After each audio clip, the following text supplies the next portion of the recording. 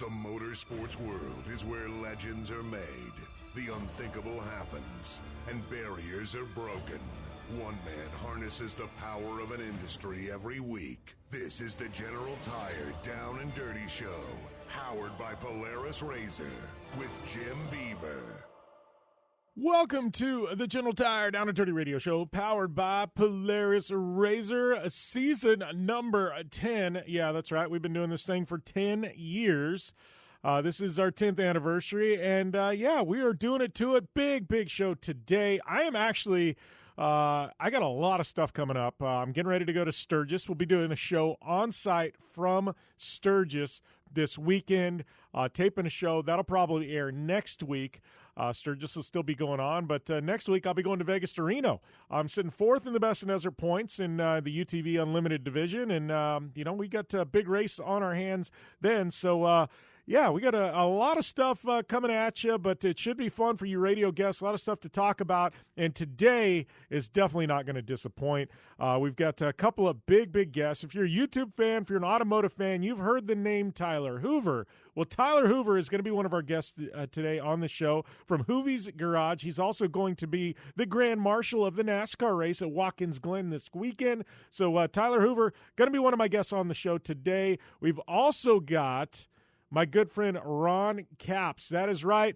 One of the greatest of all time to ever drive a funny car, Ron Capps, coming off a massive victory at the Winter Nationals this past weekend. Yeah, it sounds weird to say Winter Nationals this weekend because it's summer, but it was delayed, and Ron Capps coming away victorious there in Pomona. Capps will be on the show this week, and...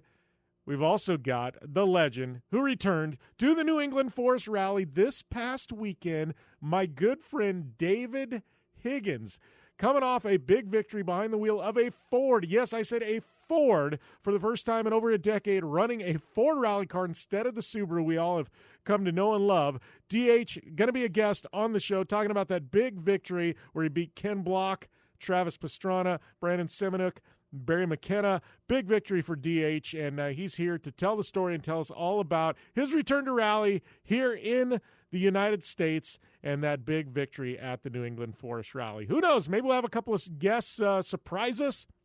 We're definitely going to take some fan questions. Hit me up at JimBeaver15, and we'll get those questions answered on the show. But, man, we got a big show coming today. I can't wait to get into things. I can't wait to dive into things. Who knows? Maybe we'll be able to slide in some power rankings as well. But big one coming at you right after this short commercial break right here on the General Tire Down and Dirty Radio Show, powered by Polaris RZR. Whether you're looking for a tire that balances high-performance responsiveness and traction in wet and light snow conditions, excellent handling and traction in wet and dry conditions, or a summer performance tire designed with a driving enthusiast in mind, General Tire has you covered. From the all-new G-Max RS to the Grabber ATX, no matter what you drive, General Tire will get you where you're going. Learn more at GeneralTire.com. General Tire, cruising with the Down and Dirty Radio Show since 2012.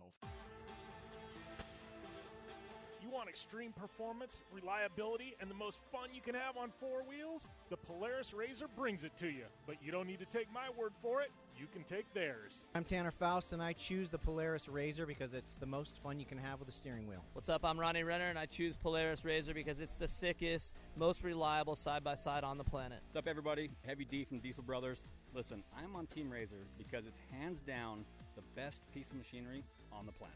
I'm RJ Anderson, and I choose Polaris RZR because it's the most fun, most capable machine. Action sports stars, TV personalities, and some of the best race car drivers in the world all choose Polaris RZR because it's the ultimate combination of power, suspension, agility, and fun. Find out more information on the web at PolarisRZR.com or follow at Polaris RZR on Facebook, Instagram, and Twitter, and use the hashtag RZRLife to share your story. Conditions off the pavement are always changing, so why settle for a light bar that just turns on and off?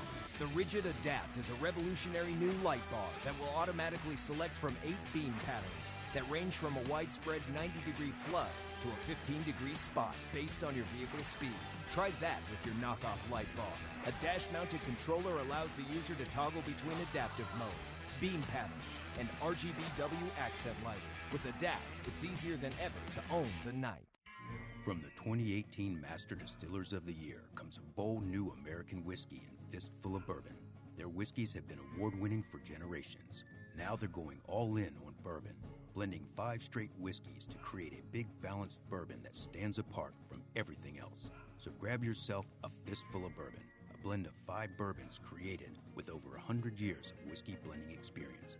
It ain't just a bourbon, it's a damn fistful. Please enjoy responsibly. When looking for a new wheel for your off-road vehicle, car, truck, or UTV, the choice is easy. You choose what the pros use. Rob McCachran, Keegan Kincaid, and myself, Jim Beaver, all exclusively use Vision Wheel, whether we're dominating Baja, taking the cup at Crandon, or shredding UTVs. Vision Wheel's trend-setting designs and durability will set you apart from the competition and your friends. Check out visionwheel.com or @VisionWheel on social media to learn more. Like what you hear? Catch all the back episodes of the Down and Dirty Radio Show on Apple Podcast, and be sure to rate, review, and subscribe. Welcome back to the General Tire Down and Dirty Radio Show, powered by Polaris RZR. We're just settling in here for what is going to be one hell of a show. Man, lots of stuff cranking, lots going on. We've got, like I said before, I'm heading out to Sturgis. Really excited about this. Kind of a bucket list thing for me. Never been to Sturgis before. There's an Ultra 4 race going down. Obviously, there's Sturgis in general. My buddy Tim Montana, guest on the show, is playing a concert that I'm going to get to go to. And we'll be hanging out with Fistful of Bourbon. Anthony Bollinger, a.k.a. Fistful of Terry. He and I are going to be throwing down some radio. So definitely looking forward to having one hell of a good time out there at Sturgis. And checking one off the bucket list for me. So if you are at Sturgis, hit me up at JimBeaver15 on social media. Let me know you're out there. Like I said, I'll be hanging out with Fistful of Bourbon. Love to see you guys. Love to hang out with you. Love to have a good time, if we are there. But moving on to bigger and better things, man. We got a lot to talk about in the world of motorsports. Before we do that, man, I want to just say a little bit about the Olympics. This is a weird year with the Olympics. I am, every single time the Olympics roll around every 2 years, summer, winter, I am always glued to the TV for 2 weeks. I love the Olympics. I even watch the stupid sports that they have in there that, are arguably aren't sports. I'm really excited this year that surfing got brought in. Skateboarding got brought in. Obviously, BMX has been there. They've also got some BMX freestyle stuff going on. To me, it's really, really cool to see action sports now being infused into the Olympics Games, much as snowboarding was years ago. And I'm hoping that skateboarding sticks because I think it brings in a younger audience as well as surfing that the Olympics needs. And I truly think they have got some people tuning in and some viewers that they haven't had in the past. But I guess one of the things about the Olympics, and this year's a weird year because it is a year later than it should have been. Should have been last year, but, the COVID-19 pandemic obviously derailed that. And it's weird because we're having Summer Olympics and we turn around and have Winter Olympics here in a few months. And this is the first time in a long time that it's been, basically in the same year, to an extent. So that's weird that obviously you've got all these political undertones, and it seems like everything has been politicized in regards to the Olympics. And I guess the reason why I like the Olympics and the reason why I tune in every 2 years to watch the United States, do battle against all the other nations in the world is because for once every 2 years, everybody in the United States are going for the same thing. There's no Republicans and Democrats. There's no racial undertones. There's no religious undertones. There's no, LGBTQ undertones. It seems like everything in this country is a fight, and especially the last couple of years. I feel like dating back the last decade, everything's a fight. It's like there's this side and that side, this side and that side. And I guess the reason, and this country's been split in so many different ways. It's not split in half. I mean, we're split in a million different ways. It's like you took a glass window and threw it on the ground and just shattered. But I feel like the Olympics is the one thing every 2 years that brings the entire country together. And we're not rooting for a specific subcategory or a specific political party or a specific this or that in this country. We're rooting for one thing, and that's for our athletes from the United States.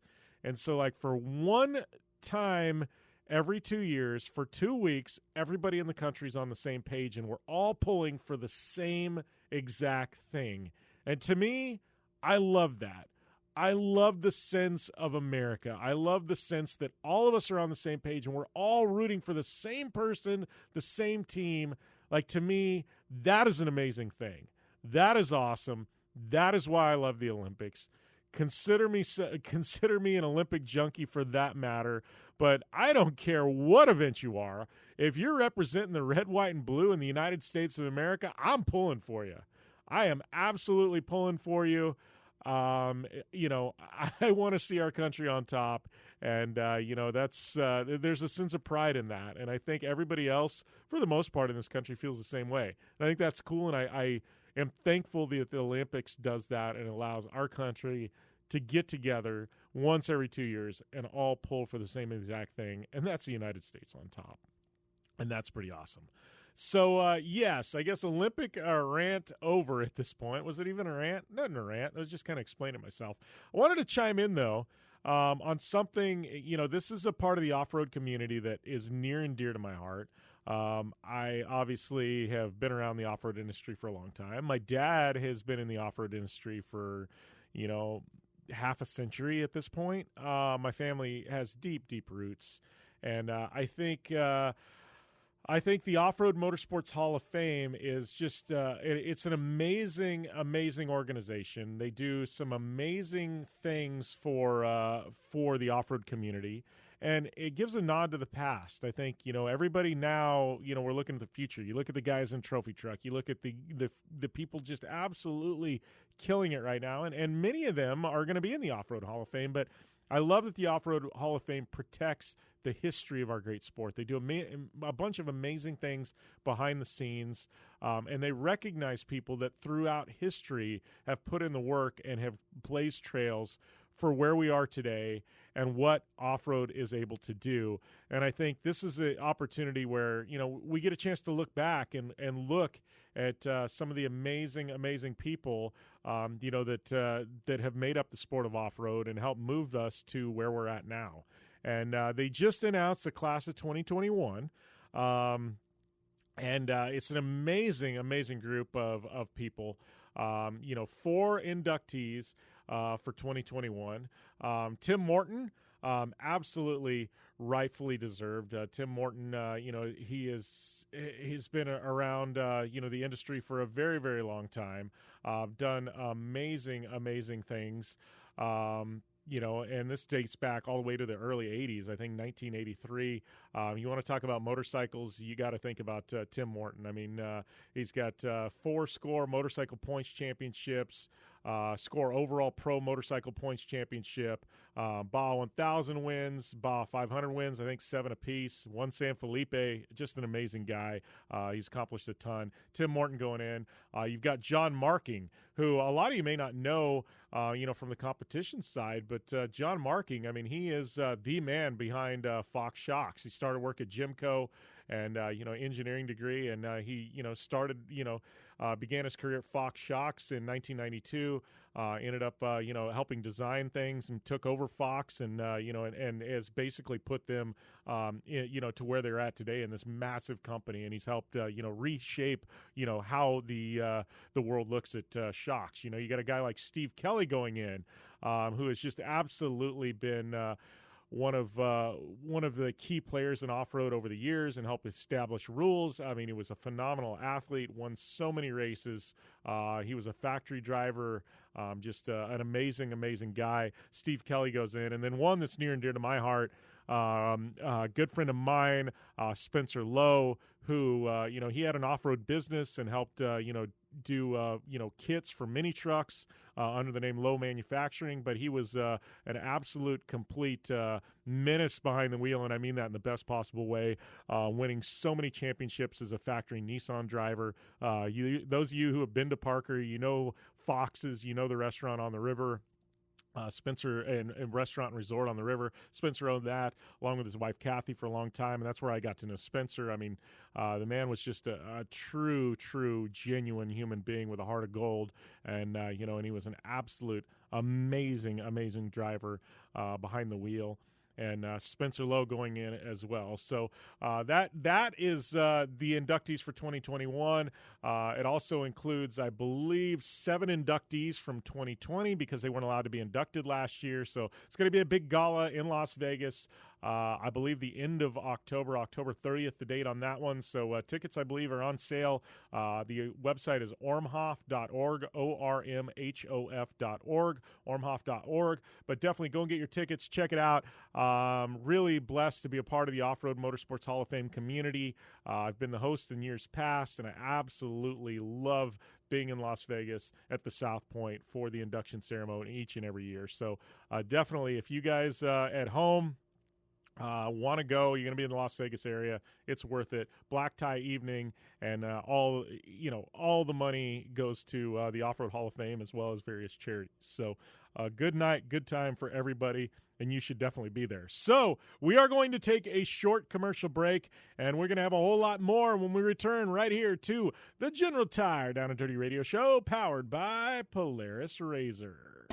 Your life demands a tire that provides durability, comfort, and performance, and that's what General Tire delivers for you. From the all-season grip of the Grabber UHP to the comfort and on-road manners of the Grabber HTS to the durability and off-road traction of the Grabber AT2, General has a tire that will help get you where you need to go. So let us take you on your next big adventure. Tweet us at General Tire, hashtag anywhere is possible, because with General Tire, anywhere is possible. Don't just shred your way through any off-road rugged terrain. Get into gear with GSP XTV and let us redefine your adventure. The GSP advantage of quality and performance sets a standard for UTV axles. We strive to provide premium ATV and UTV axles to keep you shreddy ready. Kick up some dirt and get in the driver's seat with GSP XTV. With over 35 years of experience, drive with a company you can trust. Drive with GSP. For more information, please visit us at gspxtv.com today. You're listening to the Down and Dirty Radio Show, powered by Polaris RZR. All killer and no filler. Welcome back to the General Tire Down and Dirty Radio Show, powered by Polaris RZR. We got, once again, a big show today.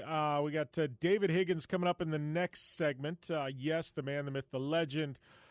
He is on, and then in hour number 2, we got Ron Capps as well as Tyler Hoover from Hoovy's Garage, also NASCAR Grand Marshal this weekend in Watkins Glen. So big show, big show. I guess we got a segment here where I get to do a little bit of whirlwind of talking on a myriad of things. And I honestly have absolutely no idea where we're going to start, other than the fact that I did tune into Stage Rally this week, and I say tune in, watched online. David Higgins coming back, and this, obviously a lot of you that have been following the show know that I was one of the voices along with Jared Deanda of Red Bull Global Rallycross for 2 years. And then kind of when that gig wrapped up for me, I was the voice of Rally America for 2 years. So I have put in a lot of time in stage rally and rallycross. Let's put it that way. I've been an ambassador for Dirtfish for years. I have a helmet hat deal, so I stay abreast with rally. And I was a global ambassador for Subaru for was it 2-3 years. Where I actually had an STI that they gave me to drive and things like that. So, I've been around the rally community for a very long time. And by default, I'm a stage rally fan, I've been fortunate to have been at some of the best North American stage rallies in the last decade. On site. I remember a couple years back, there was a big one at New England Forest Rally, which is by default kind of become one of the big ones on the rally calendar, and definitely one you want to attend. Very fan friendly, and that happened this past weekend. But there was a couple years ago where Travis Pastrana, Ken Block, David Higgins, I believe there was Ramana Lagaman was in a R5 that was brought over by M Sport from Europe. And I swear I'm missing another heavy hitter that was in that race as well. But there was it was basically a very big stage rally, and it seems like there's always a few big heavy hitters that come. Been a couple years where Antoine Lestage came down from Canada in the Factory Subaru program and raced against the Subaru United States program or Subaru Rally Team USA. Ken Block has kind of come out at times, but it's just been really tough to get a full field at all these events. This year's been really fortunate that they've had 4. Well, with David Higgins coming back to New England Forest Rally, that puts us at 5, and it was a big event by stage rally standards for top caliber teams. I mean, stage rally is pretty healthy in the United States right now. It's kind of gone in ups and downs, but we're definitely on an up right now with a lot of entries, pulling 70, 80 entries at cars at most rallies. But the top tier teams, it's tough to get that many at that level, and we were fortunate to see that at New England Forest Rally this past weekend. And when you get that, it's tough for all of them to carry a pace. I mean, it's at a crazy pace to run up front of the rally, and you're threading the needle on pretty much every corner. So at some point, you get somebody fall out. They go off and have an off and lose some time, get a flat, hit a tree, sometimes wreck. It's tough to get that many cars to do battle for a very long time. Generally, there's 1 or 2 that step away from the rest of the pack, things like that. With New England Forest Rally was a bit different this year. I mean, you had the top 5 that were all within seconds of each other for most of the 2 days. That is so rare. And I was following along at home, and I mean, this was nail biter. A lot of you saw my tweets. I mean, we're talking probably better competition than WRC has at the top. I mean, these guys were literally on fire. I mean, we're seeing a couple seconds separating, the top 3 and maybe 7-8 seconds separating the top 5. I mean, you just don't get that. And it wasn't one guy stepping out. It was all of them. They were trading, McKenna would win 1. Pastrana would win 1. Block, Higgins, Semenuk. I mean, everybody was up there slicing, dicing. It was crazy through the first day. And then the second day, it was crazy to start, and then things kind of started separating. But, man, I got to tell you, it was an absolute nail-biter of a stage rally this past weekend at New England Forest Rally, and I was really, really excited for that. I hadn't been that excited over rally in quite some time. Obviously, David Higgins walked away with a victory. And, and I got to tell you, though, it wasn't an easy one. McKenna was leading at one point. Block was right on McKenna's heels. Then I think Block may have inherited the lead at one point. And then Travis Pastrana did. And then Higgins was hunting him down. Semenuk was always right there around the top 3. He ended up having some problems. And, man, what a rally. Dirtfish, to our partners at Dirtfish, they did an amazing job covering the rally. By the way, this segment being brought to you by our good friends at Dirtfish. Go to www.dirtfish.com. You can check out all their rally news. They do live coverage of WRC and the ARA Rally Championship here in the United States. If you're looking to go to Dirtfish and get a class, use the code JimBeaver15. That is JimBeaver15. That will get you 15% off at Dirtfish Rally School. What an amazing rally. Good time. I was a fan sitting at home, just absolutely locked. Good stuff. Congratulations to ARA. Congratulations to David Higgins. It was definitely worth sitting around your computer and watching things play out. Once again, JimBeaver15, dirtfish.com. That will get you 15% off any and all classes there at Dirtfish. Want to try your hand at rallying. And next up on the ARA calendar is the Ojibwe Rally coming up late August. So if you're in Minnesota, that one's a fun one to watch. You definitely should head out for that. So one of the things we haven't chimed in on the show yet so far, I know my good friend Sean Brennan with Supercross, we got him lined up in the coming weeks to come on the show and talk about the 2022 Supercross schedule. But man, oh man, do we have a schedule to talk about. Supercross is back. They are back, and they're doing things the way they used to, the way you're accustomed to. And let me tell you about this calendar here. things kick off, yes, with the big one. Round 1, Anaheim, Angel Stadium. Round 1 of Supercross A1 is happening. Move to Oakland. Yes, back in California. They're doing the whole California swing. Then they go down to San Diego. Then A2, Anaheim 2, round 4. Then they move to my favorite round, the beginning of September in Glendale, Arizona, State Farm Stadium. They are going to be there doing battle with the best in the business there in Phoenix. Then you move to A3 at Anaheim. You move now to Minnesota, U.S. Bank Stadium. Beautiful facility there, hosted X Games, obviously home of the Minnesota Vikings. They're going to move there into the Dome in Minneapolis, not the Metrodome. They're moving into the U.S. Bank Stadium Dome. Then they moved down to Texas. This is the one I actually went to this last year at Arlington. Amazing round, beautiful place there, the home of the Dallas Cowboys. They're moving to round 8 there. Then they're moving all the way across to the East Coast to one of the biggest events of the year at Daytona. Daytona International Speedway will lay host to round 9 of Supercross, the start of March. March 5th is the dates on that one. Moving up to Detroit, Michigan to Ford Field for round 10. Lucas Oil Stadium round 11. Seattle, Washington and Lumen Field there March 26th for round number 12.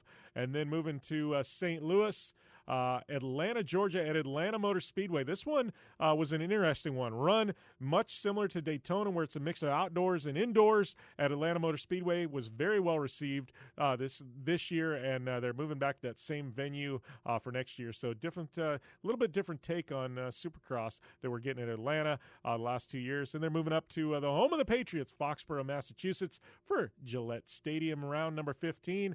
Denver, Colorado is there April 30th. And then rounding things out, round 17 will be in Salt Lake City, Utah, Rice Ecclesi Stadium at Salt Lake, now becoming the new home of the finale for Supercross in May. We saw it last year. We saw it this year, and last year. And, it's become the new home of the finale of Supercross.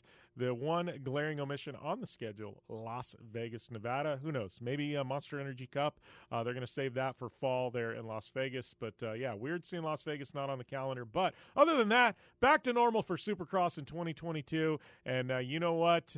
I'm a big Supercross fan. They're a big part of this show. We get riders on a lot. My good friend Sean Brennan with Supercross, it comes on from time to time, and I have to tell you, I absolutely am thrilled with this calendar. Supercross needed to get back to normal. I think we all loved the Super Tuesday rounds because on a Tuesday night, it gave us something to watch on TV that was exciting, and it was live, but Supercross needed to get back to the Saturday nights, their bread and butter, and they're doing that. They're back in the stadiums across the country with fans in 2022. I got a feeling this is going to be one of the biggest Supercross seasons in Supercross history. So, yes, we will have a ton more Supercross content as we click off the weeks and the months here on the show as we lead up to that. Obviously, outdoor motocross going on right now, and man, that's a great season as well. But we got to take a short commercial break. We come back. David Higgins going to be right here on the show. Once again, rally fans, dirtfish.com, Jim Beaver 15. That'll get you 15% off any and all classes at Dirtfish Rally School. And once again, David Higgins, when we return right here to the show on the General Tire Down and Dirty Radio Show, powered by Polaris RZR. I'm Polaris rider Jim Beaver. I race trophy trucks professionally, host a Down and Dirty radio show, and also travel the country announcing motorsports events. I've seen it all, and trust me, I've done most of it, so when it comes time to relax on the weekend, nothing is better than taking time with my family in our RZR vehicles. They've got the reliability I need to just pick up and go explore the desert, dunes, or trail, and have the capability to attack even the harshest terrain. If you're looking for some of the most reliable and safest, and hands down most capable off-road machines in the world, look no further than Polaris and their award-winning lineup of RZR vehicles. Whether you want your daughter to experience off-road driving for the first time in a RZR 170 like me, take the entire family out in a RZR XP4 1000 on the weekend, or shred the desert and dunes in the all-new RZR XP 1000 Fox Edition, Polaris has you handled. Take my advice and join me and some of the best drivers in the world by driving a Polaris Polaris RZR. Check out the full Polaris RZR lineup at Polaris.com or follow them on Facebook, Instagram, and Twitter at Polaris RZR.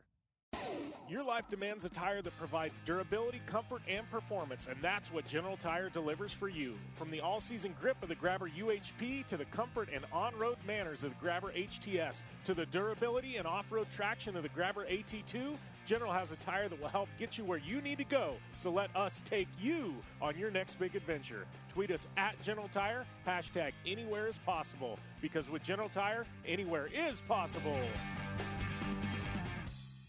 When looking for a new wheel for your off-road vehicle, car, truck, or UTV, the choice is easy. You choose what the pros use. Rob McCachran, Keegan Kincaid, and myself, Jim Beaver, all exclusively use Vision Wheel, whether we're dominating Baja, taking the cup at Crandon, or shredding UTVs. Vision Wheel's trend-setting designs and durability will set you apart from the competition and your friends. Check out visionwheel.com or at Vision Wheel on social media to learn more. Looking to have some fun on four wheels? Dirtfish Rally School has you covered. Packing as much adrenaline and adventure as you can handle into high-performance all-wheel drive and rear-wheel drive Subaru rally cars is where the fun begins at Dirtfish. Just 30 minutes outside of Seattle and Snoqualmie, you'll get a chance to train up to 3 full days with some of the country's best instructors and be put through the high-octane rush of rally on mud, dirt, and tarmac. Get started today and call 425-888-7715 or visit us online at dirtfish.com and use code 911 for a 15% discount.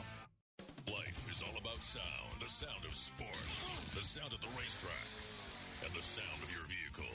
Don't drive around listening to this. Drive around listening to the sound of performance. Gibson Performance. Gibson Performance Exhaust is the company who can turn this into this. Remember that life is all about sound, and Gibson Exhaust is the sound of performance. Check out your next catback exhaust system, headers, muffler, or UTV exhaust at GibsonPerformance.com and get more power and more sound.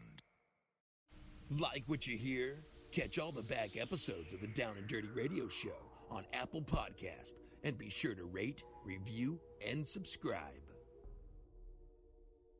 Welcome back to the General Tire Down and Dirty Radio Show, powered by Polaris RZR. I'd like to welcome my good friend David Higgins to the line. DH, big weekend for you. Back in the saddle, my friend, and you got to feel pretty good about New England Forest Rally. Yeah, 100%, Jim. It was one of those events that when you haven't rallied for so long and you doubt yourself, and the longer you go without an event, the more doubt that creeps in. But after the first few stages, we weren't a million miles away, and then we sort of slowly brought ourselves into a fight and came away with the victory. So mega weekend. Couldn't be happier for everyone.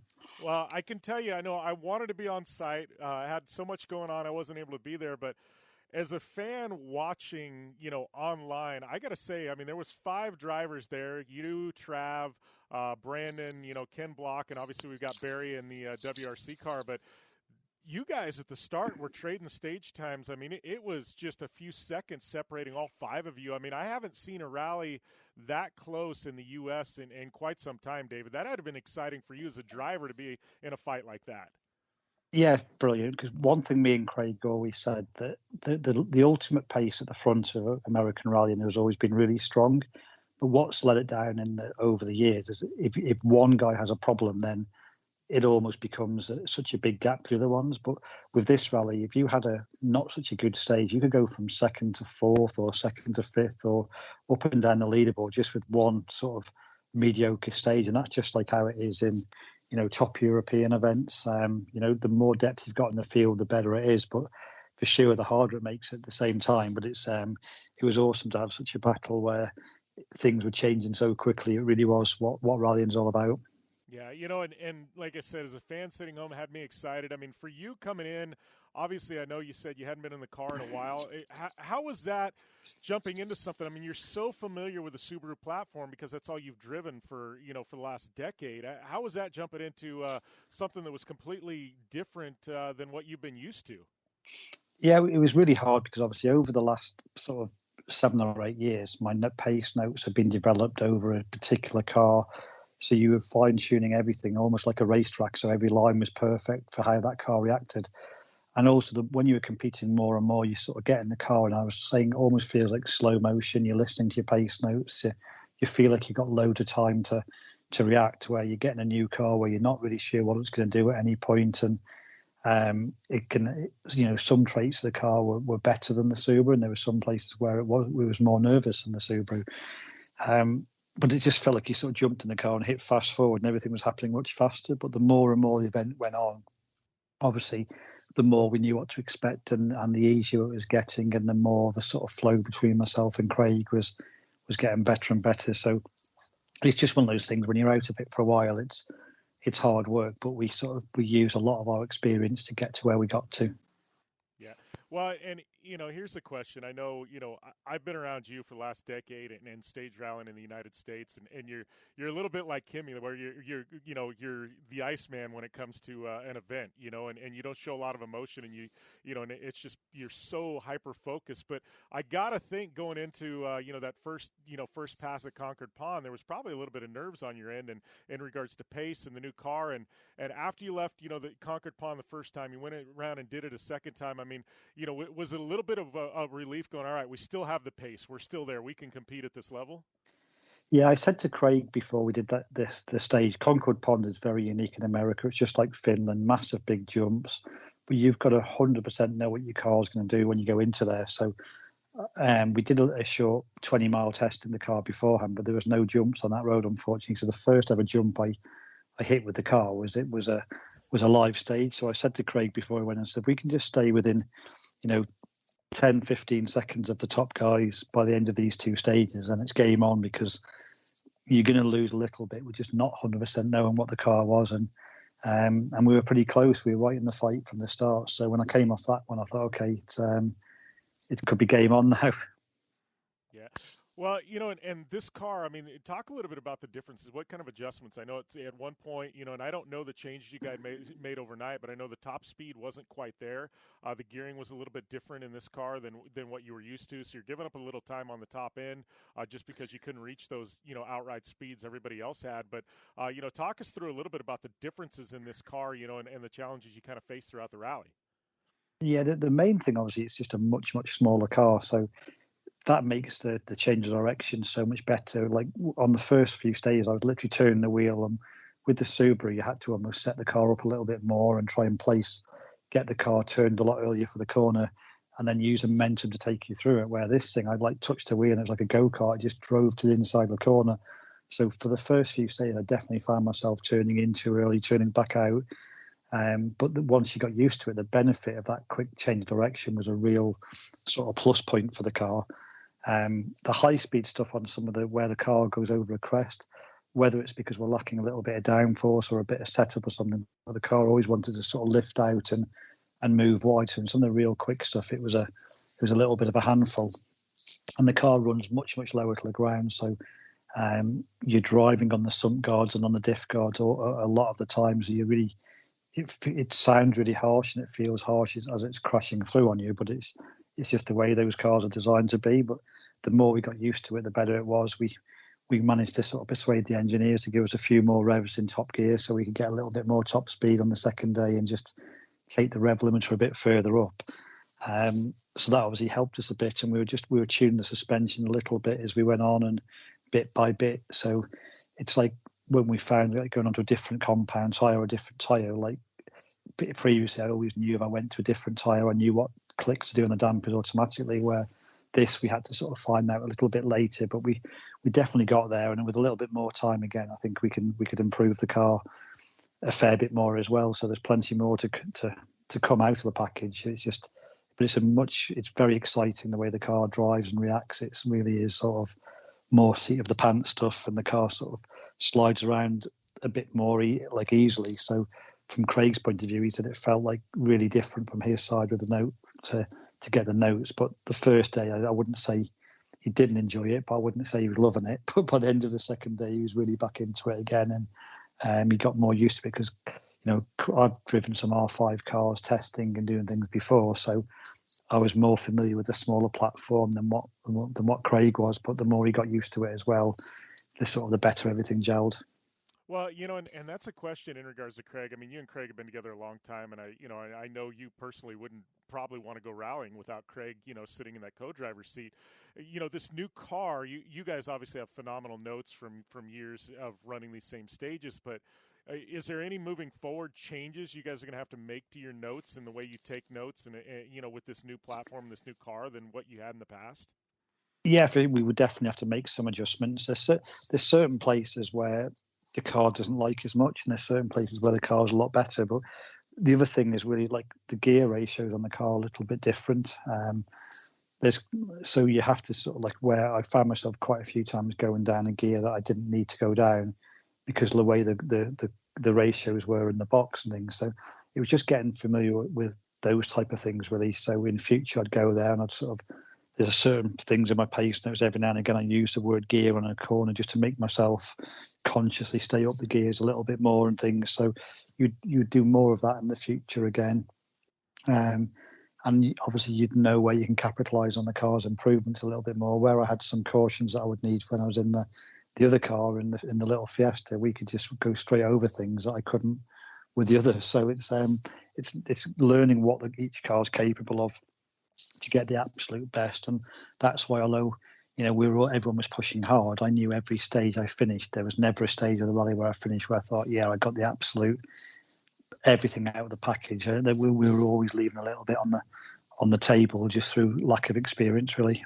Yeah, well, and that's got to have you excited for potential future rallies. You obviously you think there's a little bit more you can get out of your and Craig's relationship, and then obviously the platform as a whole. I mean, we know you're a phenomenal guy at developing cars and platforms. I mean, this has got to have you excited that there's a little bit more left in the car as well. And I mean, walk away from New England Forest Rally knowing you left time on the table and still winning. That's got to have you pretty excited for the future.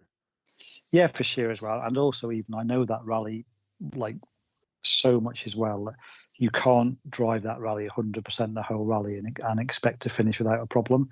Like I was surprised that the five of us were still really in the hunt at the end of the first day. Normally something's gone to somebody by that point, and obviously things did start to happen later on, but it is one of those rallies where you've got to have a little bit of caution in places, because if you don't, you don't make the end. So it is a rally where you have to be you have to be a little bit smarter at times. So I think the fact that we weren't pushing absolute to the max everywhere played into our hands a little bit as well. But, it would be fun to go back again now and knowing the platform better, knowing what we can do again, and plus sort of shaking some of the rust off and go have an opportunity to go again and see what we could do next time round.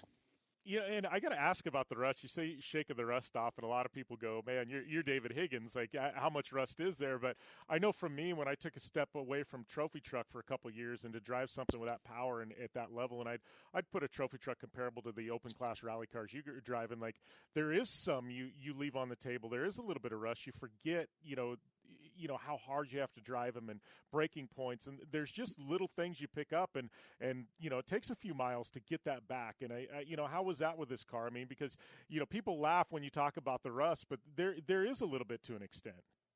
Yeah, like since I think I started rallying in 1992, and I was like racing karts right the way up to that point.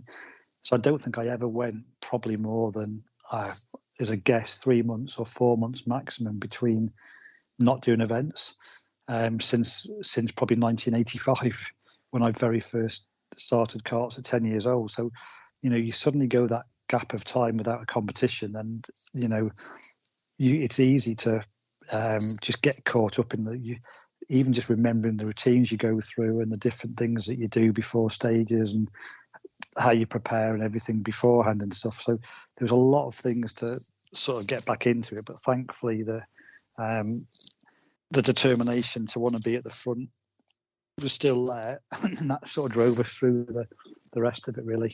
Yeah. So before we let you go, one last question. I mean, how was it coming back? I know there was a little bit of nerves with the fan feedback. You're driving, a different manufacturer's car, but everybody online that I saw just seemed thrilled that you were back. How, and obviously I wasn't there on site, but how was the crowds and how was the fans with David Higgins, coming back there at New England Forest Rally? Yeah, to be honest, it absolutely blew us away because we were well sort of set up for all of thinking there's some, the Subaru fans would be questioning, because a lot of them don't understand that, we never chose not to be in that car anymore. It was just the way circumstances happened, and it's like you've got to try and get back out there again. I thought there'd be a few haters and people giving us some stick, and the thing that was the best is everybody was so pleased to see us there just for the sport of rallying, and they were pleased to see us in there, whatever car we were in. And then when we sort of got there, I was a little bit nervous, thinking, I wonder how the Subaru boys, people that have been my family and team for sort of almost 10 years. And, every single one of the guys came up and shook our hand and said, we're glad to see you here, and go and give it to them. And they were genuinely pleased and happy that we were there, especially sort of Lance and Chris Yandel and the bosses and things. So it was, as soon as you sort of knew you had their support as well, it made it a lot easier, really. Yeah, well, that's got to be exciting for you, and I know definitely looking forward to the future. Same time you're racing here, I know Matthew has been doing a lot of karting in the UK. How's Matthew's season going right now, David? Yeah, the British Championship's going pretty well. We had a few unfortunate things with races being stopped because of weird conditions that set us back a little bit. But it's his first year in the senior. Then why I was competing the weekend, he was doing the British Kart Grand Prix and was at the front in both classes all weekend long. In the final of the road tax, he went into the lead on the last but one lap and had sort of paced the race perfect. But unfortunately, the lad that he just passed decided he didn't want to be overtaken and just drove straight into the side of Matt and took him out and wrecked his kart and his chances of the win. And then, unfortunately, the next race in the other class, the same lad was doing the same race and then went out on purpose and took us out in that one and wrecked another one. So it was just a real horrible way to end from what should have been a brilliant weekend. But he's pleased that he was at the front and everything, and he was at the front and in contention all the time, because we know that with racing you need that little bit of luck as well. But I think his spirits are still right up there. We've just come back now, got everything all ready to go again, and we're going testing again on Thursday in preparation for the next British round. So it's pretty much non-stop, really. Well, it definitely sounds like it, David, but we got to take a short commercial break here on the General Tire Down and Dirty Radio Show, powered by Polaris RZR. From the 2018 Master Distillers of the Year comes a bold new American whiskey and fistful of bourbon. Their whiskeys have been award-winning for generations. Now they're going all in on bourbon, blending 5 straight whiskeys to create a big balanced bourbon that stands apart from everything else. So grab yourself a fistful of bourbon, a blend of 5 bourbons created with over 100 years of whiskey blending experience. It ain't just a bourbon, it's a damn fistful. Please enjoy responsibly. Conditions off the pavement are always changing, so why settle for a light bar that just turns on and off? The Rigid Adapt is a revolutionary new light bar that will automatically select from 8 beam patterns that range from a widespread 90-degree flood to a 15-degree spot based on your vehicle's speed. Try that with your knockoff light bar. A dash-mounted controller allows the user to toggle between adaptive mode, beam patterns, and RGBW accent lighting. With Adapt, it's easier than ever to own the night. Thanks for tuning in to the Down and Dirty Radio Show, available live online, in syndication on networks across the U.S., and available internationally on the American Forces Network. Man, was that an hour one or what? Right here on the General Tire Down and Dirty Radio Show, powered by Polaris RZR. Let me tell you, though, if you thought hour number 1 was good, hour number 2 is going to get even better. Yes, that is right. It's going to get better. I'm going out on a limb. I'm going to say it. We got Ron Capps, Napa Ron, NHRA legend, winner this past weekend at the Winter Nats, a.k.a. the Summer Nats. Yeah, it's a long story, and we're going to get into that with Ron Capps. And we've also got, if you are a YouTube car fan, you know the name Tyler Hoover with Hoovy's Garage. He is the Grand Marshal of the NASCAR race at Watkins Glen this weekend. He's going to be on the show talking some cars and fun and a whole lot more. So big hour number 2 lined up. You got any guest questions that you want answered on the show? Hit me up at JimBeaver15 on the Twitter machine. Instagram DMs, I might check those as well, but Twitter's going to be the best way to get a hold of me, at JimBeaver15. Hit me up on Facebook during the show. Yeah, that's not going to get checked, so just putting it out there. But, yeah, looking forward to those questions, looking forward to the guests, and don't forget, once again, if you want to try your hand at rallying, head over to dirtfish.com and use that coupon code JimBeaver15. 15. Jim Beaver 15 is going to get you 15% off any and all classes at Dirtfish Rally School. Jim Beaver 15, dirtfish.com. Yes, they will get you locked, loaded, and it's going to be a whole lot of fun when you get up there. So with that being said, it's time to tap out on hour number 1, and we're going to tap into hour number 2 when we return right here to the General Tire Down and Dirty Radio Show, powered by Polaris RZR. Get some fistful of bourbon and rejoin us after this break. You want extreme performance, reliability, and the most fun you can have on four wheels? The Polaris RZR brings it to you. But you don't need to take my word for it. You can take theirs. I'm Tanner Faust, and I choose the Polaris RZR because it's the most fun you can have with a steering wheel. What's up? I'm Ronnie Renner, and I choose Polaris RZR because it's the sickest, most reliable side-by-side on the planet. What's up, everybody? Heavy D from Diesel Brothers. Listen, I'm on Team RZR because it's hands down the best piece of machinery on the planet. I'm RJ Anderson, and I choose Polaris RZR because it's the most fun, most capable machine. Action sports stars, TV personalities, and some of the best race car drivers in the world all choose Polaris RZR because it's the ultimate combination of power, suspension, agility, and fun. Find out more information on the web at PolarisRZR.com or follow at Polaris RZR on Facebook, Instagram, and Twitter, and use the hashtag RazorLife to share your story. For 100 years, General Tire has provided tires for your lifestyle, your adventure, your anywhere. Born from competition, the Grabber tire offers the durability and off-road traction you demand in a tire. We put these tires to the test in the harshest off-road racing conditions to give you a tire that will make your anywhere possible. So let us take you on your next big adventure. Tweet us photos at General Tire, hashtag anywhere is possible. Because with General Tire, anywhere is possible. When looking for a new wheel for your off-road vehicle, car, truck, or UTV, the choice is easy. You choose what the pros use. Rob McCachran, Keegan Kincaid, and myself, Jim Beaver, all exclusively use Vision Wheel, whether we're dominating Baja, taking the cup at Crandon, or shredding UTVs. Vision Wheel's trend-setting designs and durability will set you apart from the competition and your friends. Check out VisionWheel.com or at Vision Wheel on social media to learn more.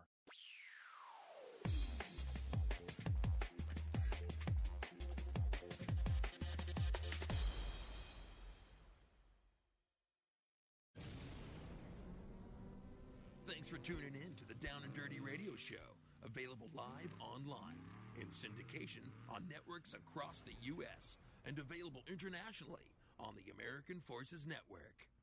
All right, welcome to hour number 2 here on the General Tire Down and Dirty Radio Show, powered by Polaris RZR. Ron Capps and Tyler Hoover of Hoovy's Garage on tap for hour number 2.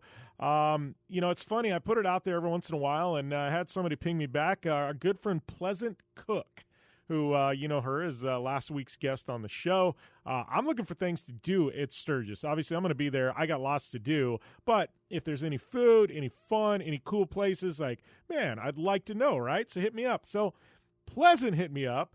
There is a food truck, I guess, that has been ranked the best food truck in all of Sturgis called Sweeto Burrito. And she says, you got to try Sweeto Burrito. It's insane. So I guess I'm headed to Sturgis to try Sweeto Burrito. I don't know, sweet burritos. There's got to be more to this. But if it's got ranked best in Sturgis, I got to tell you, I know where some darn good tacos are at King of the Hammers. Yes, go out to the middle of the desert in Johnson Valley and find the best tacos of your life. Yep, and pizza. It can happen. So I'm not putting burritos in South Dakota at Sturgis out of the question. So looking forward to trying those. But if you know of anything at Sturgis that I got to try, I need to experience, whether it be locations, concerts, bars, food, you tell me. I am going in with an open mind to Sturgis, and I want to try some of the best food and drinks and experiences known to man. So let me know. Hit me up at JimBeaver15 and give me those comments because Sweeto Burrito, that's on the list right now, and I need to add to that list since I'm going to be back there for a few days with my good friends at Fistful of Bourbon. Once again, they are a great partner in the show, but I am going to be on site with them, with a bourbon company at Sturgis. Could life get any better? I don't know. That's pretty fun. But you should definitely try out Fistful of Bourbon if you hadn't. If you're a whiskey drinker, man, this stuff is solid gold. and it is worth the price of the bottle. And let me tell you, it's pretty affordable by bourbon standards for what you get for that price. Man, it is on point. So we're going to take a short commercial break here and really get into hour number 2. We got Ron Capps coming up after the break, and then after Ron Capps, it is going to be Tyler Hoover with Hoovy's Garage. So big slam pack stacked hour number 2 right here on the General Tire Down and Dirty Radio Show, powered by Polaris RZR. Hang tight.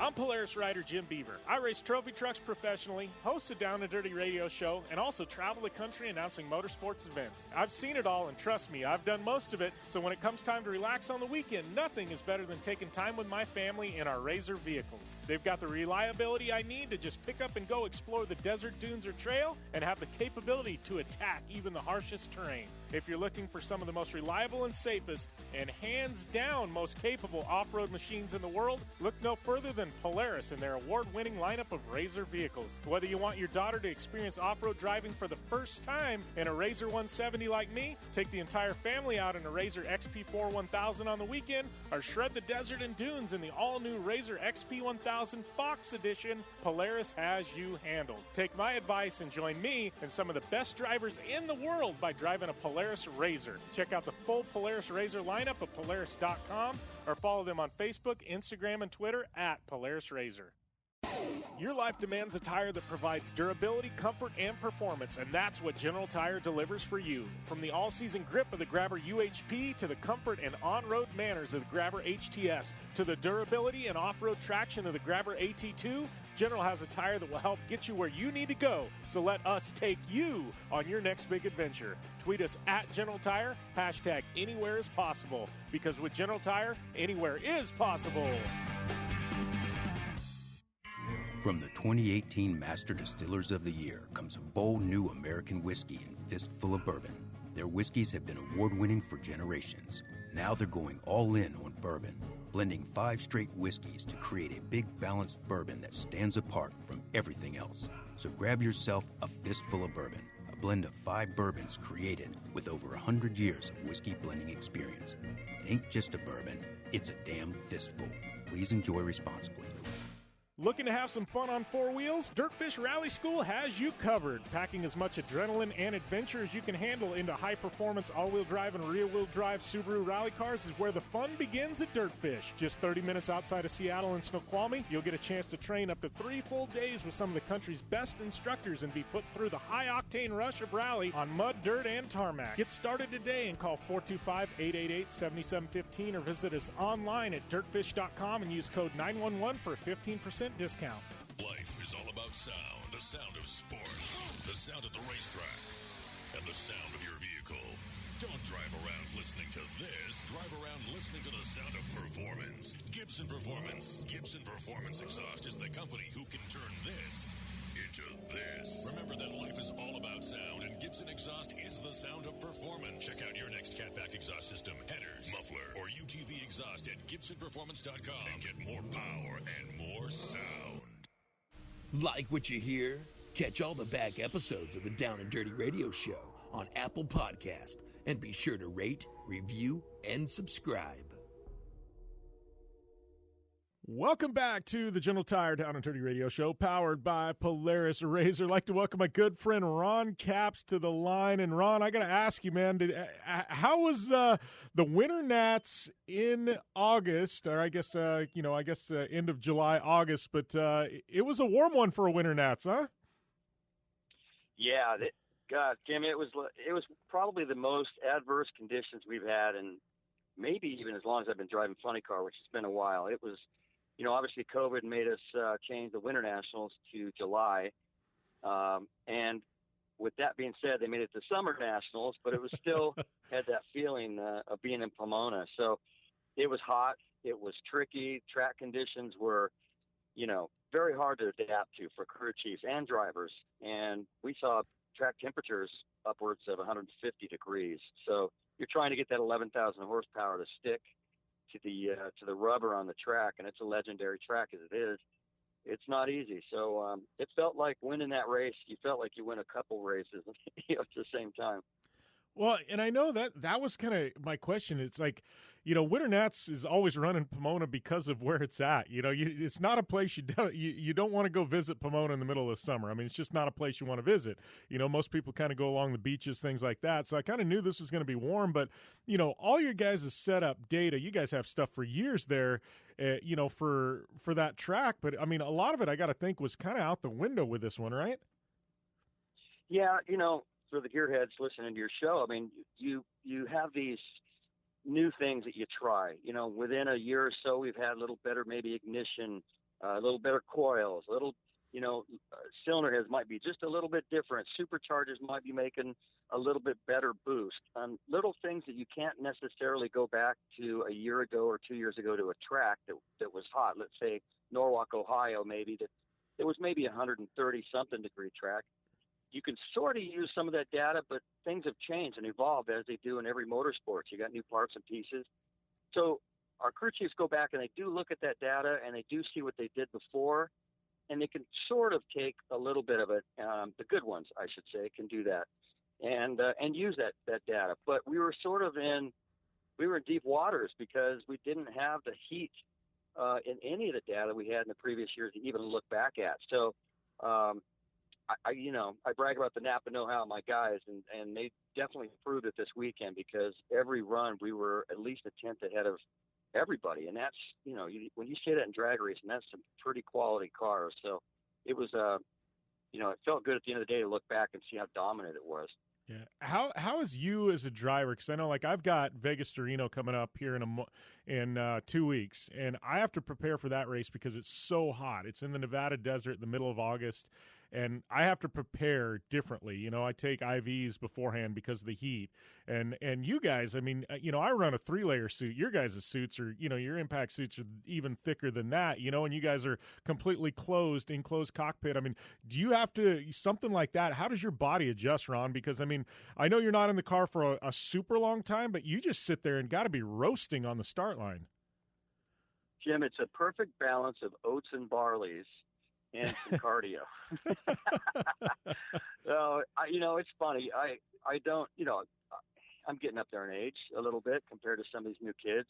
We saw that Justin Ashley had to get out of his car and gave my teammate a single round of final because he had a heat, condition, and was passed out in the car, I guess. So, over the years, you've watched these NASCAR drivers go into this complete fitness craziness, Casey Kane and Jimmy Johnson and guys like that. And then you see that these same athletes sometimes have problems when it gets to be extreme as far as the heat and stuff. So, yeah, I do. I stay in great shape, and I try to treat it like I'm an athlete.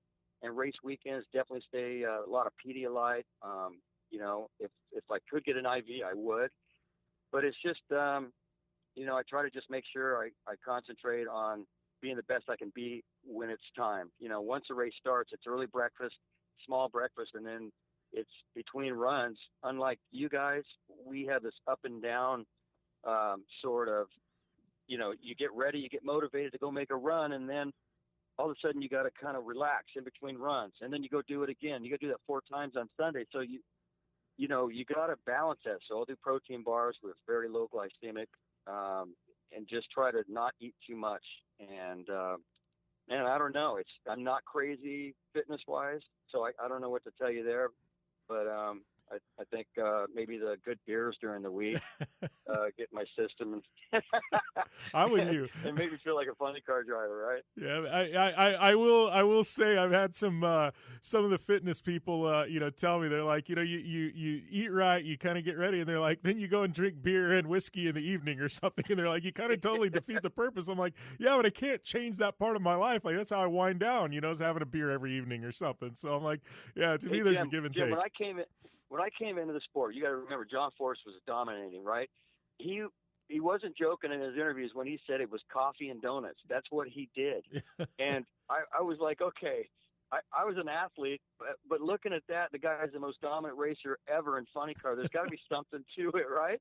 So I took a little bit of that and maybe a little bit of what I knew and put them together. Yeah. Well, and I find it funny, too, because we talk about that, and I go, one of the most dominating, NASCAR drivers the last 20 years. I know you were there, Tony Stewart was there with Leah, but I look at Tony and go, he wasn't exactly a guy that was on the treadmill every single day or doing cardio, every single day. And I'm like, it worked out for Tony, so maybe there's something to say there, No, that's exactly right. And look at him now. I mean, Leah's got him in tip-top shape, and he's looking good, hanging out, and he's a whole new man. Yeah. So I want to talk a little bit about the race in general, because you talked about that and being consistent over the weekend. But I got to say, Rohan, if you had to pick a bracket, you may have picked the toughest one. I mean, you had to go through guys that are now sitting second and third in points in Tasca and John Force, and then you got J.R. Todd in the final. I mean, you want to talk about a tough one for you. You had your work cut out for you there.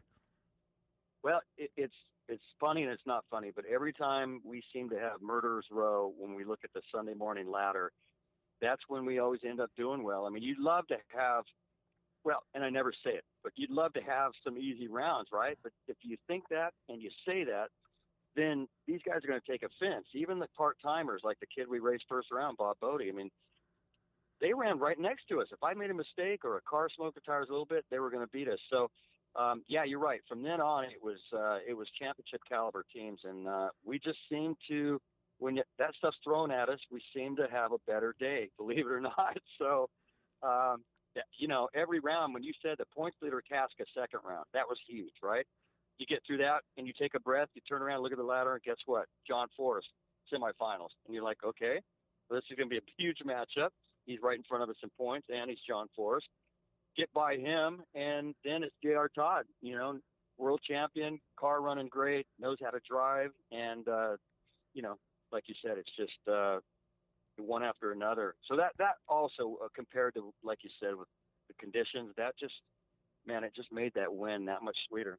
Yeah, well, and, I know win number 67, man. I mean, I looked at that stat. I had to actually look it up. I was like, Ron Capps has got a lot of wins at this point, and it's been a while since we talked, and I looked it up and went 67 wins, man. You ever look back at your career and go, wow, that, I know you're in the middle of it, and sometimes you don't sit back and kind of look at what you've done, but 67 wins, Ron. I mean, you're up in elite company there, buddy. Dude, I didn't think I would have one NHRA trophy or win. Seriously, I just dreamed about driving, when I was a crew member. You get one or two and you're like, okay, I could be fine retiring. And then you have these stats of, okay, you passed Don Perdone, you passed Joe Amato. They start naming all this stuff off when it happens, and it blows me away that my name's even listed like that. And that number 67, it seems so far out of reach.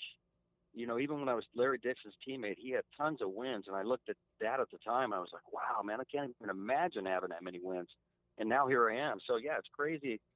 You know how it is. You get so into what you're doing when you're actually racing, you don't stop and put your head up and look around because you feel like you're going to lose a step to the competition. But it's fun to have the documented stuff and have guys like you say that, it's a reminder of just how cool it's been and how good of people I've had around me. All right, Ron. Well, we are going to come back with more with you. We are definitely not done talking here. Trust me. I got a lot more questions to ask you, but we're up against the time break for this segment. So we are going to take a short commercial break right here on the General Tire Down and Dirty Radio Show powered by Polaris RZR. And when we come back, Ron Capps will be on the other side, still with us, with a whole lot more to come. Conditions off the pavement are always changing, so why settle for a light bar that just turns on and off? The Rigid Adapt is a revolutionary new light bar that will automatically select from 8 beam patterns that range from a widespread 90-degree flood to a 15-degree spot based on your vehicle's speed. Try that with your knockoff light bar. A dash-mounted controller allows the user to toggle between adaptive mode, beam patterns, and RGBW accent lighting. With Adapt, it's easier than ever to own the night. Don't just shred your way through any off-road rugged terrain. Get into gear with GSP XTV and let us redefine your adventure. The GSP advantage of quality and performance sets a standard for UTV axles. We strive to provide premium ATV and UTV axles to keep you shreddy ready. Kick up some dirt and get in the driver's seat with GSP XTV. With over 35 years of experience, drive with a company you can trust. Drive with GSP. For more information, please visit us at gspxtv.com today. Thanks for tuning in to the Down and Dirty Radio Show, Available live online, in syndication on networks across the U.S., and available internationally on the American Forces Network. Welcome back to the General Tire Down and Dirty Radio Show, powered by Polaris RZR. Jim Beaver here, and we're one segment in this interview with my good friend Ron Capps, who's standing by. Well, Ron. Well, in the near term, I mean, obviously, you knocked out Task and you knocked out Force. That puts you now, I believe, with a 5-point lead, in the point standings. And obviously, you got Force and Task kind of right there. But, looking at that, I mean, obviously, seems like the team, I know DSR as a whole, you guys have been on fire lately. Obviously, you shared wins with Leah this weekend. We've had AB with a win recently, and Hagen taking a win as well. I feel like, you as a whole are hitting your stride. I think DSR's hitting your stride. And I mean, I guess if there was a time to get hot, it would be about right now, right? Yeah, and I almost felt like I was jinxing our team because I kept saying, okay, a win's coming. This is a brand new team for me this year. My longtime crew chief retired in January, and I was put together with what was Jack Beckman's old team. Great guys, it just felt right. But we've lost some close races, and I knew we got a great car. I mean, we've had 4 number one qualifiers, and I don't think I've had 4 number one qualifiers in the last 4 years, maybe, with my old crew chief. He was more of a race day kind of guy, and he didn't go up there and grab the pole like Guido, my crew chief now, and John Medlin. So, yeah, it's been different, but I kept saying, man, I know this car. It's a great car. It's going to come. But then it didn't, and I'm like, maybe I should shut up and not say that until it happens. But lo and behold, it finally did. So, yeah, I think this is perfect timing. We're coming to what I consider some of my funnest races, and Kansas and Brainerd, Minnesota, and then roll into Indy, and then boom, our playoff starts. So yeah, we are, I think, hitting at the right time. Yeah. Well, it's funny you kind of talk about that. You knew you had a good car. And, the thing that blows my mind about NHRA, and IndyCar's close and NASCAR's close, but NHRA, I mean, we're dealing with, thousandths of a second and millimeters and things like that. It's just, to me, like the closest. You can have a good car, but it doesn't mean you're going to, be in the winner, taking home the Wally at the end of the weekend. Like, to me, that's what's so amazing about NHRA. And I think sometimes the fans at home, it's amazing to watch on TV, but being there and then actually looking at what the teams are doing behind the scenes, things like that, it's just, to me, it's mind-blowing, the tolerances and how close everything actually is, Ron. Yeah, and, I have it's hard to make a comparison, but I look at it like a great chef. You can give somebody, you could pull 10 chefs and say, all right, we're going to have you all make a soup, the best soup in the world to you. And they're all going to grab their ingredients that are given to them, and they are all going to make their soup a little bit different. And you're going to go down the line and you go, holy cow, that's good. And then you go the next one, you go, man, that's good too, right? So you have these 10 crew chiefs with these parts to make 11,000 horsepower, 18 gallons of nitromethane to pour in the tank. And it's amazing that we can all go up there and go 330 miles per hour and be within a tenth or a thousandth of each other with completely different ways that they tune that race car. And they are all different. You might have 2 guys next to each other, the same parts, but they all approach it differently. And that's the way I kind of look at it. And it's an amazing thing. They are truly rocket scientists, I believe. These guys make this much horsepower. And how do you get these Goodyear tires to stick to a track that's 150 degrees and go 0 to 300 miles per hour? Just is mind-boggling, especially when you're hanging on to the steering wheel. It's crazy. So, it's what makes our sport so great. And again, this kid I raced first round, he's going to college right now, Bob Bodie. And he gets to go on weekends and drive a nitro funny car for his dad. And I get out of the car after beating him, and he goes, dude, I didn't sleep last night. I'm racing Ron Capps. And I go, are you kidding me? I was nervous that you were going to beat me. So yeah, it's what makes our sport so great. Yeah. And, it's funny too, because I tell everybody this. I'm like, you can watch on TV, you can follow everybody on social media. And I love NHRA because it's got some of the best personalities in all of motorsports. I love the personalities around the NHRA. And I'm like, you can see that on TV, but I'm like, if you actually get somebody physically to an NHRA event, and the atmosphere and the fact that they can go up, they can meet Ron Capps. You're not, you're not hiding behind, a bunch of ropes and things like that. And people got to line up at a certain time and buy tickets to meet you. They walk up and meet you, but the experience of a Top Fuel or a funny car and that hit to the chest and your eyes are burning and your lungs are burning. And I mean, there's just something about that I haven't ever seen one person go to an NHRA event and went, man, that sucks. I didn't like that. Like, it's like, when do we get to do this again? You know? And I feel like that's the greatest thing about NHRA is you don't get that experience in any other motorsport. No, man, you're so right. And then once somebody has seen it live and then they watch it on TV, it's a different deal. You know, you look at it differently. And that's why I love having all my hero rock stars, people that I look up to, and I love their music, and I go to their concerts, and then you have them out and sort of give them a taste of being next to the stage at a Metallica concert or something. Yeah. And it's hilarious because it's sort of the same thing. Like this weekend we had the Lawrence kids, supercross, motocross riders, right? These kids are fearless, Hunter and Jet, and here they are standing at the starting line just blown away, and that's all they've talked about since then. And these are kids flying, 50 feet through the air at a supercross track, and so that was fun to turn them on to something really cool for the weekend and have them stand behind the nitro car and get a dose of nitro and ice water and all that cool stuff. Yeah, that's what I've always told everybody. If you ever get the opportunity to stand on the water box for funny car or for Top Fuel, I'm like, it will change your life, and I mean that in a good way. Like, it's just the most. I can't even explain the sensations you get, through your body. Like, it's crazy. It's otherworldly almost, Yep, absolutely. So, well, Ron, it is always fun catching up, my friend. We are just about up against the time break, but before we do, want to ask, I know you spend a lot of time on the iRacing service, obviously NHRA back in full swing, but you've been playing on the sim at all lately? Yeah, I've been doing this Monday night thing with a whole bunch of NASCAR drivers and some TV people, and, it's different cars, different tracks every week. So that's been fun to look forward to on a Monday night. I'm kind of waiting for you to get us back in the off-road trucks, man. That was one of the funnest series that we've done through COVID, was getting in those things and battling some of the best in the world. And I get on as often. Now the season's going, it's a little less, but I still love getting home and sitting on the sim and hopping in and racing with all the other racers.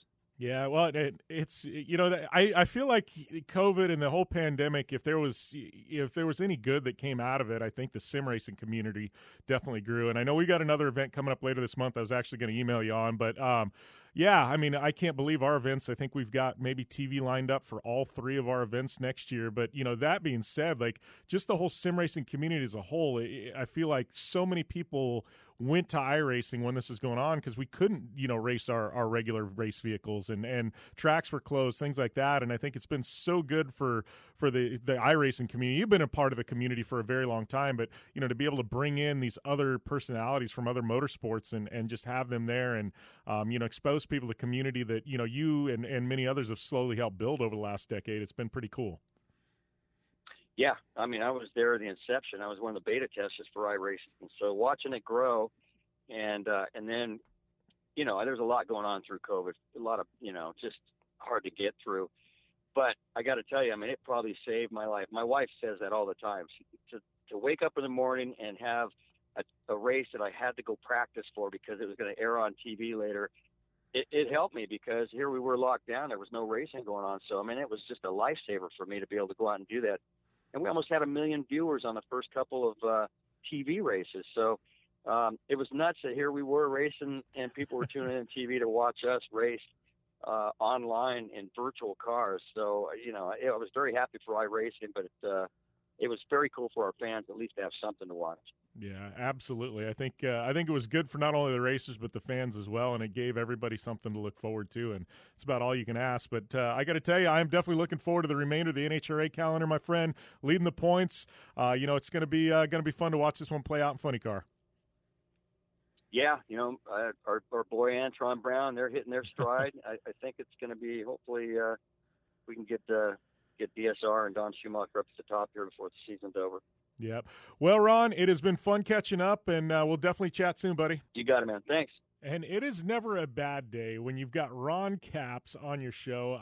Honestly, looking through the stats on how many wins he's got in NHRA, he's a humble guy, and I really, really enjoy Ron as a person, as a racer, what he brings to the table. He's funny. He does a great job on social media. I mean, a phenomenal job on social media. He cracks me up a lot of times. I know him and Antron Brown have a ton of fun, but he's in elite company, and you get him. We got him to talk a little bit about it, and that's because he's that humble of a guy. But you want to talk about one of the all-time greats. I mean, you just heard him on the show, Ron Capps. He is there. He is on the short list in the NHRA as far as all-time greats go, as far as I'm concerned. And that's definitely saying something. But a guy like him, that's case in point why NHRA is killing it. And I say this a lot, and I mean this. And I look at motorsports as a whole. I watch all kinds of motorsports, just about any kind of motorsport there is. And I will say, and I truly mean this, that the NHRA has the best personalities in the world of motorsports as a whole. I mean, you look at guys like Ron Capps, Antron Brown, Steve Torrance, John Force. I mean, the list goes on. I mean, Leah Pruitt, the Force girls, like the personalities, the people you get, the emotion, the passion.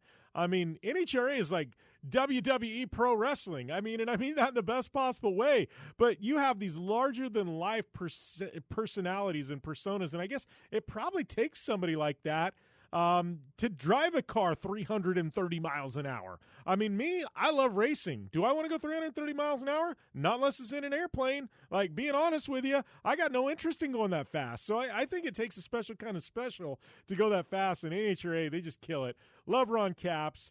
And I love sharing those stories with you guys. But that being said, we got to take a short break. We come back. It is Tyler Hoover right here when we return to the General Tire Down and Dirty Radio Show, powered by Polaris RZR. Whether you're looking for a tire that balances high-performance responsiveness and traction in wet and light snow conditions, excellent handling and traction in wet and dry conditions, or a summer performance tire designed with the driving enthusiast in mind, General Tire has you covered. From the all-new G-Max RS to the Grabber ATX, no matter what you drive, General Tire will get you where you're going. Learn more at GeneralTire.com. General Tire, cruising with the Down and Dirty Radio Show since 2012. Looking to have some fun on four wheels? Dirtfish Rally School has you covered. Packing as much adrenaline and adventure as you can handle into high-performance all-wheel drive and rear-wheel drive Subaru rally cars is where the fun begins at Dirtfish. Just 30 minutes outside of Seattle in Snoqualmie, you'll get a chance to train up to 3 full days with some of the country's best instructors and be put through the high-octane rush of rally on mud, dirt, and tarmac. Get started today and call 425-888-7715 or visit us online at dirtfish.com and use code 911 for a 15% discount. You're listening to the Down and Dirty Radio Show, powered by Polaris RZR. All killer and no filler. Welcome back to the General Tire Down and Dirty Radio Show, powered by Polaris RZR. I'd like to welcome my next guest, a guy who probably needs no introduction, Tyler Hoover from Hoovy's Garage. Man, Tyler, welcome to the show, buddy. Thank you very much. I'm not sure, unless you're a weird person that watches a lot of YouTube, I may not be that well known. Well, I don't know. There's something magic. What YouTube's got, I kind of feel like there's two big thresholds on YouTube, right? The 100,000 mark and then the million mark. And I feel like you've hit the million mark. So I don't know. I'd say it's a pretty decent accomplishment. Oh, thank you. Yeah, you definitely. It's a little easier to get that 100,000 mark, but you kind of have to claw your way up to the million. But there's always somebody bigger for sure. Yeah, for sure. But I know this is, a lot coming up for you. Obviously, I want to jump into talking about YouTube. Part of the reason we've got you on the show, I guess we'll get the formalities out of the way. But this weekend, man, big deal. Watkins Glen, you are the Grand Marshal for the Go Bowling at the Glen NASCAR race this weekend. And this is always one of my favorites because it's one of the, handful of road courses on the NASCAR schedule. But you got to be pretty excited to head out to the Glen. Oh, for sure. I was kind of confused. I was wondering if they got Tyler Hoover's mixed up or something when they invited me. But yeah, super historic track, of course. That's really exciting action that I've watched on television over the years, but I've never been to in person. And then to be Grand Marshal of it, it's just an awesome opportunity for sure to start at the Go Bowling at the Glen. At the Glen, it's just a dream come true, really. Yeah. Well, I know it's got it's funny because NASCAR fans, I feel like there's some of the races throughout the year kind of people tune out, and then there's ones that bring them back in, and this is definitely one that brings it back in. So I got to say, if you're going to be at the Grand Marshal at one of the races, this is definitely, I would say, on the short list of ones you definitely want to do. And I don't know, this time, up where it's located there in the Northeast, weather's pretty darn good about this time of year, especially compared to where I'm at here in the Southwest. So definitely should be a fun weekend for you. Yeah, same here. It's definitely a hot mess. But, yeah, they make fun of NASCAR drivers for just going fast and turning left. But you really see in tracks like these the driver talent that these guys have. And, yeah, very, very fun to watch. Yeah. Well, let's jump into talking a little bit about your YouTube channel and kind of your background. I guess first off, how did this whole thing, Hoovy's Garage, get started? I know you call it the dumbest automotive channel on YouTube, which I know that's some tongue-in-cheek humor because I really enjoy the channel because you're doing stuff not a lot of people are doing. But how did you kind of go down this rabbit hole? And trust me, man, I get it. I've been around cars my entire life. I mean, obviously, I got a radio show that we talk racing and cars, and I race myself, and I know the rabbit hole you're down, dude, and it's deep. But how did you get down this path? Let's put it that way. Well, it's kind of a guide of what not to do. So I would buy something, you see a cheap car for sale online, say it's a heavily depreciated Bentley for $10,000, and you think, well, that's cheaper than a used Camry. I should buy that. And, most people are smart enough to avoid that kind of stuff. I'm not. I buy it, and then people get to see vicariously how big of a disaster it is to, say, buy a Bentley Azure that was originally owned by Jean-Claude Van Damme for next to nothing. It was originally $300,000 new, and then the disaster mechanically it takes to go through and sort these things out and keep them running. And it's just kind of a wash, rinse, and repeat thing. That seems to be what people like. Yeah, and it's funny because I feel like I kind of do a bit of the same, but not at the level you do. But I feel like guys like us, like we grew up looking at these certain cars, certain eras, and man, that was like the dream car. And like I laugh because you've got a Countach, and every kid in the world at some point had a Countach poster on their wall. Like that's just a given. Like right. I think every kid had one. But we have these cars that you look at, or you go, oh, that's awesome. And now you get to the point where you can kind of afford them, and you couldn't afford them new, but it's like you can buy the used version that, like you said, is $5, $10, $15,000. And I feel like so we start buying up our childhood and all these dream cars and things like that we had as kids. Mm-hmm. Yeah. Well, the Countach was definitely a stretch of the budget, and it was, two on the same day, but neither of the cars had really moved in years. I think the Countach had been driven 150 miles in 7 or 8 years. So then you're driving at home and the tires feel like they're concrete blocks and all that stuff. So, most people don't drive and enjoy those kind of exotic cars. They're kind of just things that sit and look pretty in people's garages. So actually using them is something I really try and do and give viewers the experience of what's it like when you drive a Countach 1,000 miles or something like that, which I'm actually about to do in California.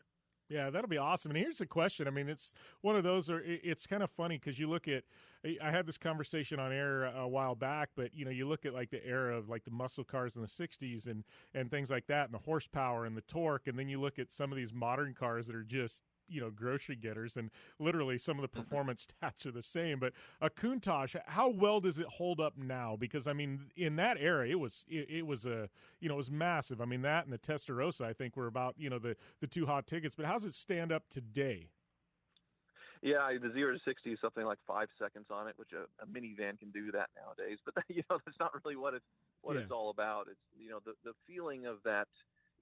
Nowadays you have all these computers controlling everything versus having that gated shifter with that very mechanical feeling when you shift gears, and a naturally aspirated V12, which is another thing that's going away for, smaller V8s and hybrid platforms and all that stuff.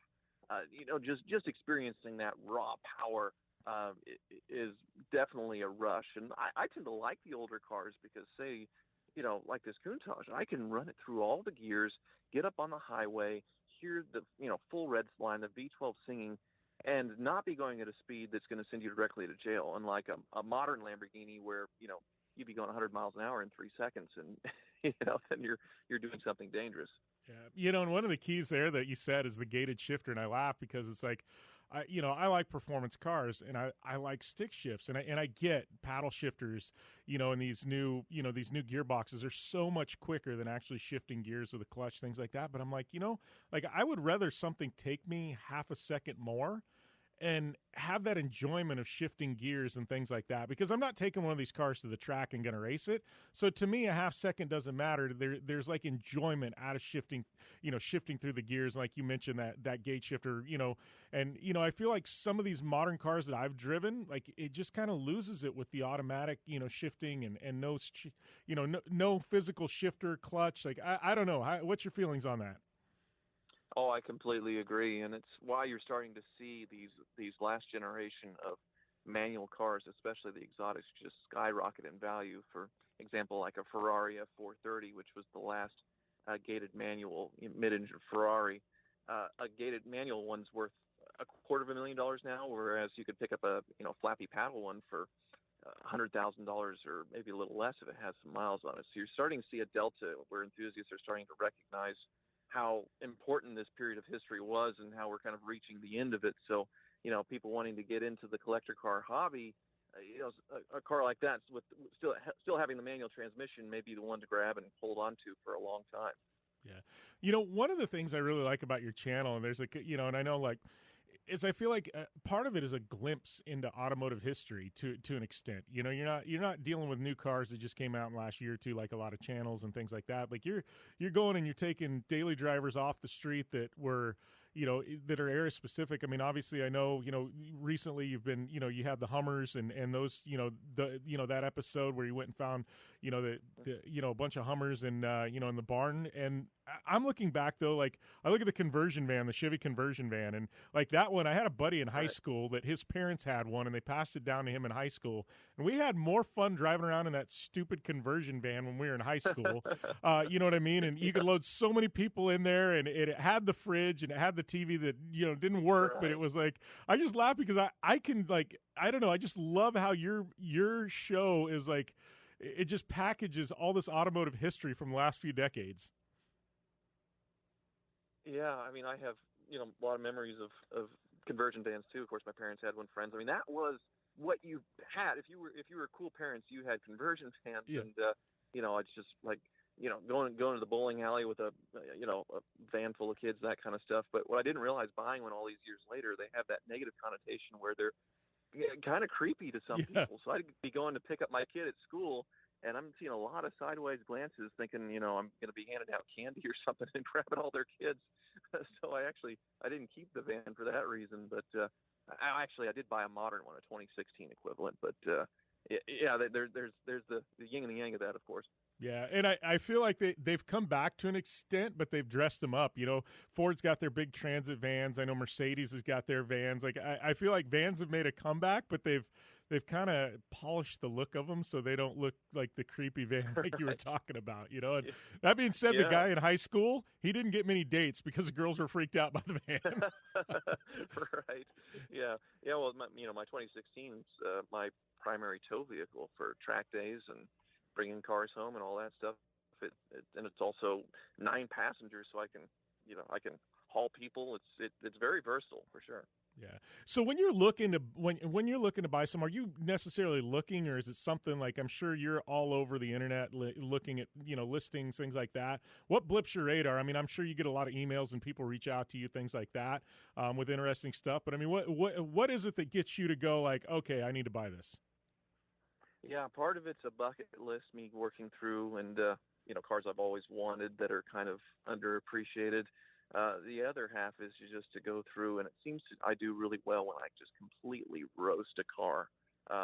Just something. My easy one to go to is BMWs and their engineering, and there's just so many silly, stupid things that they did that are just fatal flaws in their engines, transmissions, whatever. And just going through and showing all that, poking fun at it, and then at the end, once you sort the car out, finding some redeeming qualities. You can see why people are willing to just throw all kinds of illogical amounts of money at these cars, at the end. That seems to be, what drives my content for sure. Yeah. So, we got a couple minutes left, but obviously, we've got the NASCAR race this weekend. But what else is coming up for you? I mean, what are we going to be able to see on the channel here, in the coming weeks and months? What do you have up your sleeve that you can actually tell us about? Yeah, it's going to be a Hummer project. We're going to be digging into this Hummer that is pretty nice on the outside, but crusty underneath. And then from there, we start production of my TV show on Motor Trend called Car Issues. And also another series that I do called Car Trek is going to be airing pretty soon. It's a web series where we actually got to go back and buy our very first cars that we bought with our own money. So we started with our dream cars, which were, for me, I bought a Mercedes SLS AMG, which is the Gullwing big V8 kind of supercar the Mercedes made about 10 years ago. Then they take them away from us when we have $3,000 to go buy our first cars. And my first car that I bought with my own money was a Mercedes diesel, 120 horsepower. So it was quite a dynamic there. But coming up this weekend, definitely really exciting to do the Gold Bowling at the Glen, and there's a lot coming up. Yeah, they're gonna. I know. Obviously, I'm sure you're gonna get a chance to go around the track and things like that. Anything exciting lined up? I know once in a while they'll have some 2-seaters, things like that. You get to take a chance to go for a ride in. Anything exciting lined up like that, where they're actually going to get you up to speed in some things? GoBowling.com actually has a bowling pin vehicle that is shaped like a bowling pin. It's they take it around to various places for promotion and all that stuff. August 14th is their National Bowling Day, so they'll have it around at different places. But I guess they're going to try and get me out on the track in that. It kind of looks like a little bit of a dragster. I imagine I won't be able to get too much speed, but it has a V8 in it, so I'm kind of interested to see what that's like. Yeah, that might be one of the most interesting vehicles and unusual vehicles you've ever driven, I guess, right? Right, yeah, for sure. Well, Tyler, it has been fun catching up. I know we'll be tuned in to go bowling at the Glen this weekend. Congratulations on being the Grand Marshal of that, and we'll definitely look forward to what you're dropping on YouTube. All right, thanks a lot. Pleasure talking to you. And great catching up with Tyler, and we will be back right after this break here on the General Tire Down and Dirty Radio Show, powered by Polaris RZR. You want extreme performance, reliability, and the most fun you can have on four wheels? The Polaris RZR brings it to you. But you don't need to take my word for it. You can take theirs. I'm Tanner Faust, and I choose the Polaris RZR because it's the most fun you can have with a steering wheel. What's up? I'm Ronnie Renner, and I choose Polaris RZR because it's the sickest, most reliable side-by-side on the planet. What's up, everybody? Heavy D from Diesel Brothers. Listen, I'm on Team RZR because it's hands down the best piece of machinery on the planet. I'm RJ Anderson, and I choose Polaris RZR because it's the most fun, most capable machine. Action sports stars, TV personalities, and some of the best race car drivers in the world all choose Polaris RZR because it's the ultimate combination of power, suspension, agility, and fun. Find out more information on the web at PolarisRZR.com or follow @PolarisRZR on Facebook, Instagram, and Twitter, and use the hashtag RazorLife to share your story.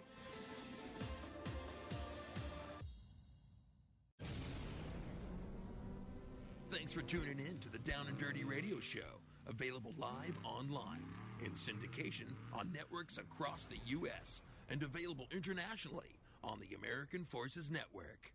Welcome back here to the General Tire Down and Dirty Radio Show, powered by Polaris RZR, and time to wrap things up here. Big thanks to Tyler Hoover, Ron Capps, David Higgins. Man, star-studded cast today of guests. Thanks to all you listeners for tuning in, whether you're tuning in on Sports Byline, the U.S. American Forces Network, Sirius XM, Podcast One, Spotify, our website, Apple Podcasts. Please go over there and hit the subscribe button, rate and review. Thank you guys. Continue to keep us in business. Keep us doing radio right here. Give me a follow at JimBeaver15 on social media. I will once again be out at Sturgis this weekend. Swing by, say hey, hit me up on social. If you're in the area, I would love to meet you fans. And, we'll be recording a show with Fistful of Bourbon when we're there on site. So, lots of good stuff happening out there at Sturgis, and I can't wait to take it all in. And then fast forward to next week, I will be racing Vegas to Reno. So once again, give me a shout, swing by, say what's up at Contingency, and we'll be bumping, banging through that Nevada desert in our Polaris RZR on those General tires and Vision wheels. So, lots of good stuff to come the next couple of weeks for me, that's for sure, and would love to meet you guys. So once again, at JimBeaver15, big thanks to all our partners, General Tire, Polaris RZR, Vision wheel, Dirtfish, Rigid, GSP XTB axles, Optimus, iRacing, Fistful of Bourbon. Definitely can't, leave them out of the equation. Acronis, man, we got some amazing partners in the show. Companies that keep us going, keep us in business, keep us doing radio for 10 years. And, I'm thinking about some special stuff for our 10th anniversary show coming in the end of the year. So if you have ideas, guest suggestions, anybody you want on the show, any guest hosts you would like, let me know, man. We've got a lot to do. I would love to do something big. Let's do it big. On-site at an event, you let me know, and we will lock it. We'll load it. We'll make it happen. Maybe PRI show in December. That would be fun. Anyways, a lot more to come. We've got a lot of stuff going on, and would love to have you guys involved. But I am headed out to Sturgis, so you guys have a great weekend, a safe week. Be safe out there, and we will continue to do radio, and hopefully you continue to listen, and we'll see you next time right here on the General Tire Down and Dirty Radio Show, powered by Polaris RZR.